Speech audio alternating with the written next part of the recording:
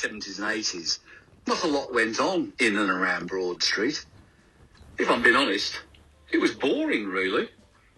We did have the odd renowned nightclub, but it didn't attract people in their hundreds of thousands as it does today, pandemic allowing, of course. I recall the Manhattan Burger Bar, which was a very swish Airstream-style diner. I can't actually recall its precise or rough location, but it was on Broad Street and sold great burgers. Other than that, visits to Broad Street will be limited to an annual visit to buy the car tax from the Department of Transport offices in Ousel Street. That was before Brindley Place, of course, was even a glint in any eyeball. But then came the 1990s and the confluence of some big ideas of how to plan the future of the city. The National Exhibition Centre was proving to be a rip-roaring success. This had prompted the city fathers and mothers to consider building the International Convention Centre and the National Indoor Arena.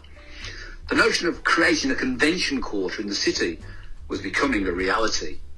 Before you knew it, the convention quarter was attracting hospitality venues and an interest from hoteliers. Broad Street, as we know it, was on the road to becoming the entertainment capital of the English Midlands. So, from early beginnings in the 1990s, Broad Street became the place to enjoy yourself. Brindley Place was also well on its way towards completion. This set the seeds for Birmingham to become a banking and financial services centre, way bigger than Edinburgh or Frankfurt. Westside, as it was later to be named, now had the strange marriage of entertainment sitting next to banking and financial services. Strange bedfellows, but how it worked. I came in during the summer of 2005.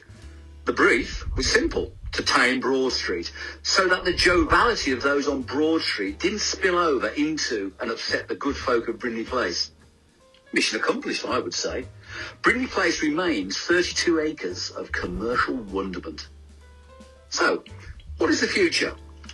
Well, when I landed in 2005, we had no more than a dozen people living on Broad Street. A few carefree Antipodeans, staff at Walkabout, living above the premises, and 2 or 3 staff members of the figure of 8, again above those premises. Yet today, we have tens of thousands of people living on or around Broad Street. Thousands more homes in the process of being built. This will radically again change the feel of Broad Street. Add to the mix the new tram build, which has reduced the width of the road and broadened the size of the pavement. Culture awaits. Add to that the COVID pandemic and how this is going to change working patterns to be more home-based. We really are on the cusp of another lifestyle revolution. I can see people working 2 or 3 days a week in their offices in Brindley Place. I can see people beavering away in their homes on or around Broad Street. This during the day, of course. Your early evening, people emerge from their homes or their offices to enjoy a spot of select hospitality. Perhaps a coffee and a couple of modest drinks with a light meal, whatever.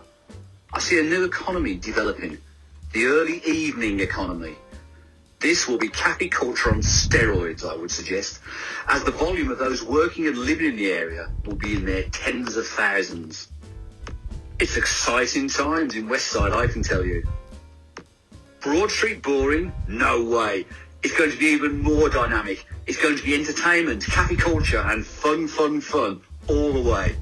A bright future awaits. Bring it on.